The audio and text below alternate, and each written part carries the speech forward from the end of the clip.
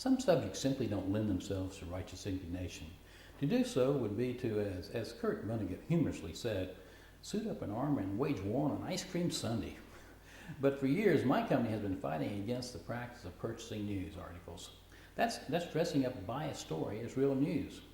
We haven't gained much ground.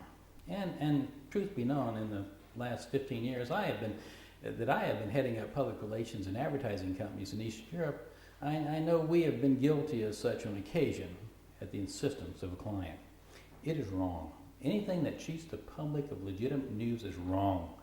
These days we simply tell a client, regardless of the size of the client, that buying press is something we don't do and will not do. However, there are realities with which we must deal. The media, both broadcast and print, is suffering. Newspapers are dying and television is quickly being relegated to a secondary news and entertainment source. In this recession, both desperately need revenue to survive. Both make no secret that they take payment for stories that happen to mention the name of a product.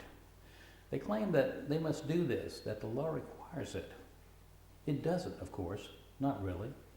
A legitimate news story, whether a product name is mentioned or not, is just that, a story that has a kernel of news. The public has a right to hear or to see it without money changing hands. There is no law that prevents this. It is merely a convenient ruse. I find that some of the biggest players in the paid news game are multinational corporations, and sometimes Western multinationals.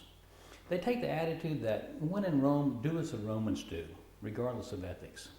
In fact, I know of one huge international company that spent more money buying stories to publicize what it had done on a charity project than it did on the actual project. Ironically, everyone is cheated when this occurs. The public is shortchanged because it is being denied legitimate news. The company buying the so-called news is cheated because, let's face it, such stories lack credibility. In most instances, the target audiences for paid stories is a rather intelligent bunch: regulators, lawmakers, business people, and other media. And one would have to have a significantly lowered IQ not to recognize such a story as a phony. The media companies themselves make more money. However, they are contributing to the death spiral of credibility in the entire news arena, and eventually to their own demise.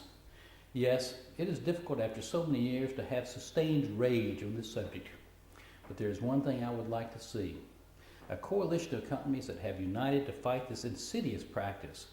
We at Willard would be charter members. Now that would be a corporate social responsibility program worth bragging about. I'm Michael Willard, and I am the Ukraine Observer.